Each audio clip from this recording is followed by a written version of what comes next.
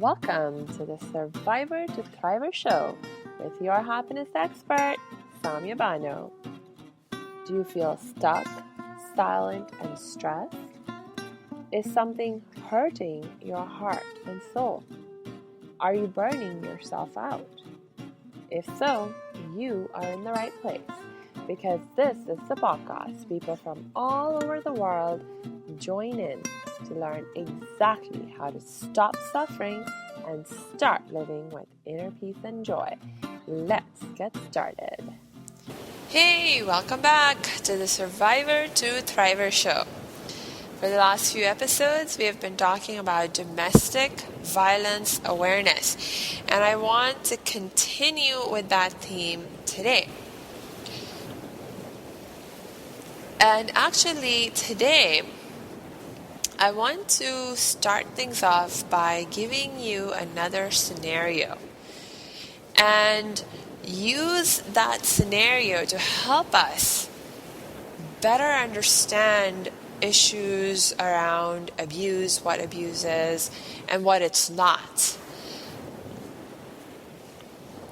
So let me go ahead, jump right into the process by giving you the scenario. So once again, I'm going to use the names John and Megan. And in this scenario, John and Megan have been dating for a few weeks. And John likes Megan. However, he has realized that he doesn't really want to be in a long-term relationship with her. He's not in love with her. And in fact, he has met someone else that he would like to start going out with instead. So he approaches Megan and talks to her about their ending the relationship. But whenever he brings up the subject, he finds himself not able to actually break things off with Megan because she gets angry or she starts crying, and then John ends up feeling kind of guilty, and he doesn't really know what to say and how to really proceed in the matter in a way that that he feels comfortable. And so they're kind of still together, but John really, his heart's not into it anymore, and he really wants to get out, but it's like he's stuck. He's feeling stuck in the situation. Okay, so that's the scenario. Now, in this scenario, I want you to focus first on John's behavior. So remember, John is the one he's realized he no longer wants to be in the relationship. He's trying to break it off, but he's not able to break it off. He feels guilty whenever he approaches the issue because of how Megan reacts. She's very hurt, she's angry, she starts crying and so forth. So the question is John's behavior abusive towards Megan? If yes, why? And if not, why not? Now, my answer to this question is that no, John's behavior is not abusive towards Megan. Because just as each one of us has the right to choose who we want to be with, we also have the right to end a given relationship when it is no longer serving our needs. As long as we engage in the breakup process with respect and basic empathy, compassion. Ideally, you'll be as kind as possible towards the other person, because breakups can be difficult. But nonetheless, it's your right to break up a relationship as much as it is your right to choose to enter or not enter into a given relationship in the first place. And with the information that I've given you, we have absolutely no reason to suspect that John has behaved in any kind of inappropriate way towards Megan, as he has tried to initiate the conversation around the breakup and so forth. So we certainly cannot say that John's behavior is abusive. However, now let's turn our attention to Megan's behavior. And let's look first at the impact of John's trying to break up with her on her, where, she feels angry, she shows that anger, she feels, she's crying sometimes, so, we can also imagine that she may be feeling insecure or sad.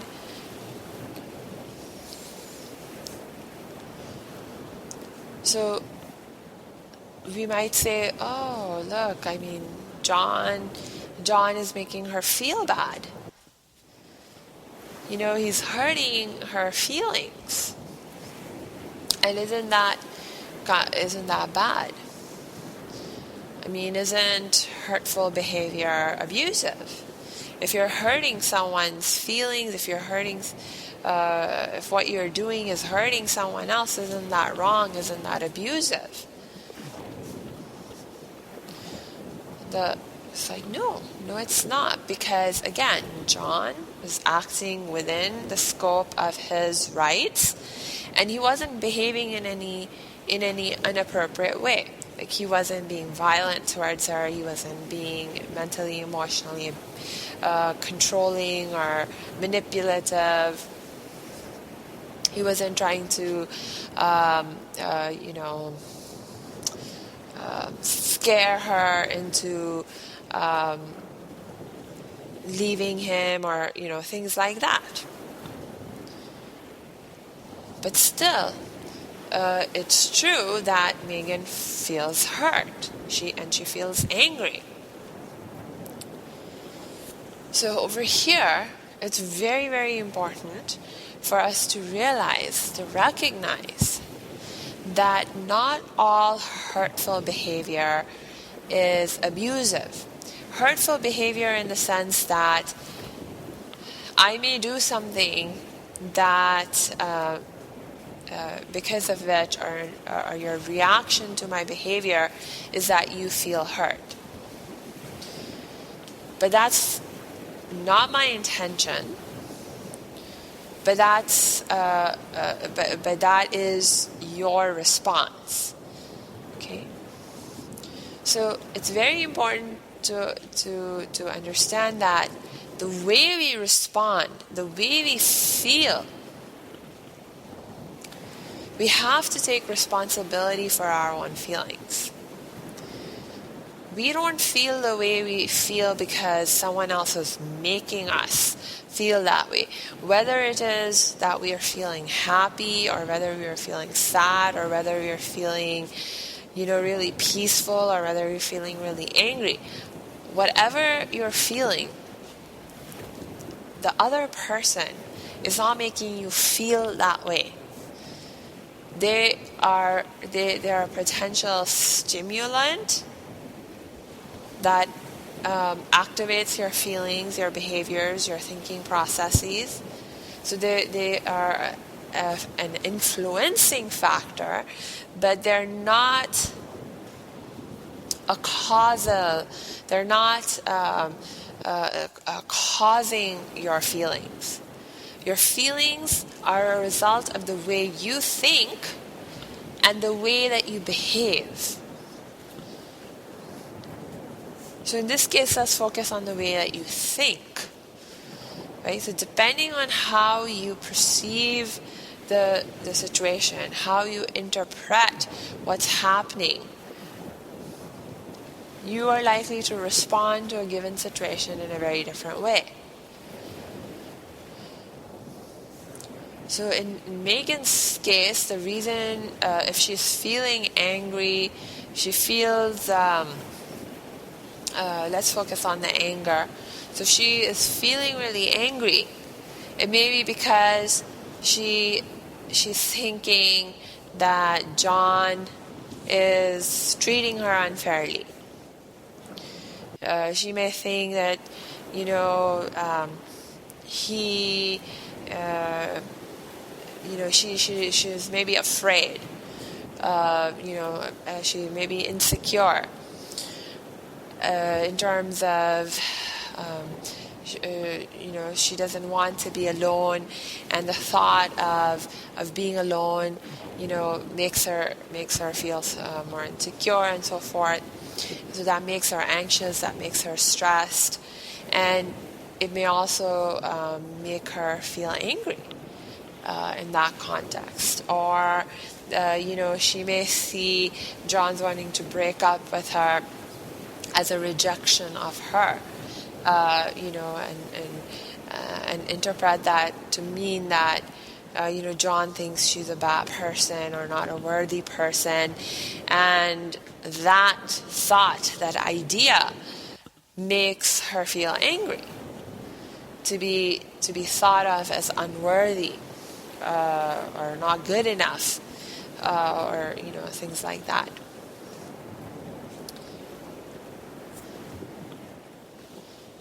However, if she was to take a different perspective on the breakup, she would feel very differently. She would react very differently. We have millions of people entering into relationships and breaking relationships every day, right? And while in general the process of breaking up a relationship is challenging and can certainly be even difficult and hurtful to one or both parties involved, nonetheless, it can be dealt with in a way that is mature and allows us to get back to a place of inner peace and contentment in our lives quicker than not. See, because especially in the context of, somebody who is a healthy person, like mentally, emotionally healthy, you realize that your happiness does not depend on the presence or absence of a given person or the existence of a particular circumstance. You have many, many different ways in which you are able to stimulate your happiness. You have many different people in your life, many different kinds of healthy relationships in your life. You have an entire community of support around you. You have other things that are contributing to your ability to live with a sense of meaning and purpose in your life, so on and so forth. So even if there's change or loss in one area of your life, you still have many, many other things to hold you up and to help you keep moving forward in a positive way.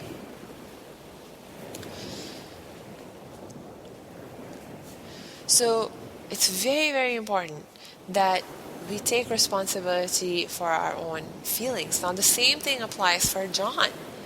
See, if Megan is reacting with anger, crying, etc.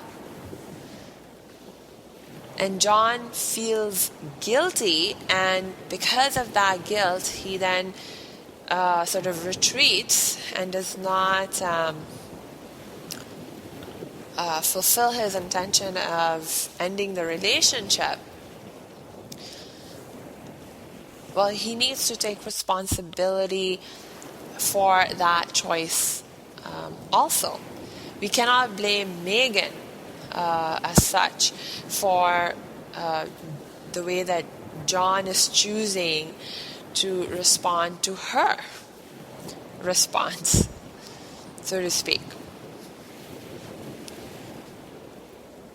See, it's like if John feels guilty because of when he, because of the way that Megan reacts to him, well, I mean, again, it's because of how he's interpreting the situation.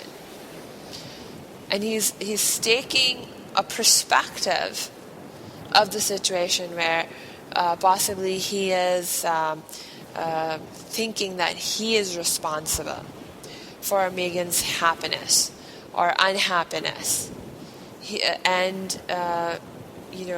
is actually taking a perspective where he feels responsible for how she feels, because he's taking a perspective that he's causing her to feel angry, feel sad, feel afraid, insecure, whatever.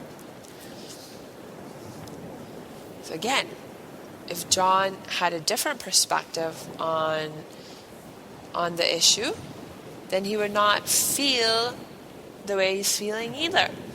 And if he's not feeling the way he's feeling, then he would act in a different way also.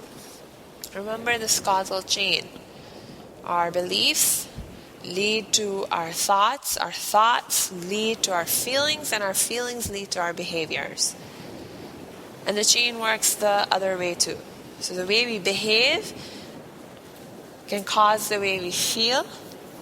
The way we feel causes the way we think. The way we think causes us to form the beliefs that we end up with. So it works both ways. But notice that when it comes to our feelings are a result of the way we think and the way we behave. Those are the two most direct causal factors associated with our feelings. Our feelings are most directly impacted and caused by the way we think and the way we behave. So in this scenario, whether we are looking at John's behavior or Megan's behavior, it's really important that each person take responsibility for their own feelings. Each person realize that they feel the way they feel because of how they're perceiving the situation. And that there may be room for them to sort of open up their perspectives, broaden their perspectives, take a look at what's going on from a more big picture perspective. Like that analogy of, the world's not just black and white. There are lots of shades of gray as well. So in these kinds of situations, oftentimes we take a very black and white perspective, right, wrong, good, bad. But by broadening our perspective, by looking at the different shades of gray involved in the situation, can really allow us to gain a better, deeper perspective on what's happening and come up with better solutions. So in this case, no, John's behavior is not abusive. Now when we look at Megan's behavior, where whenever John tries to break up with her, she responds by getting angry or crying. And as a result, of course, we know the impact it's having on John, that, he retreats, he does what she wants, and stays with her. There is some concern, cause for concern over here. Now, again, we don't have enough information in this scenario to be able to make the judgment that Megan is being abusive or she is abusive. But we know that the way she's behaving is not particularly healthy. And there's room for improvement, and it's a cause for concern. So I just, said, okay, from the information that we have, we cannot say that Megan is being abusive, for sure. We need more information. And this is actually a very, very important point. And this is the point that I want to talk about next. And actually, I'm looking at the time. And I think what I'll do is go ahead and wrap up right here for today. And we'll pick up on this point next episode. In the meanwhile, if this is something you find yourself struggling with, please reach out for help and support. It'll make your life potentially much, much easier. And you know that I'm one person you can reach out to. And you know how to reach me. Just go to my website at www.academyofthriving.com. Click on the Contact Us page and you'll see how we can connect. So until next time, I wish you lots of peace and joy.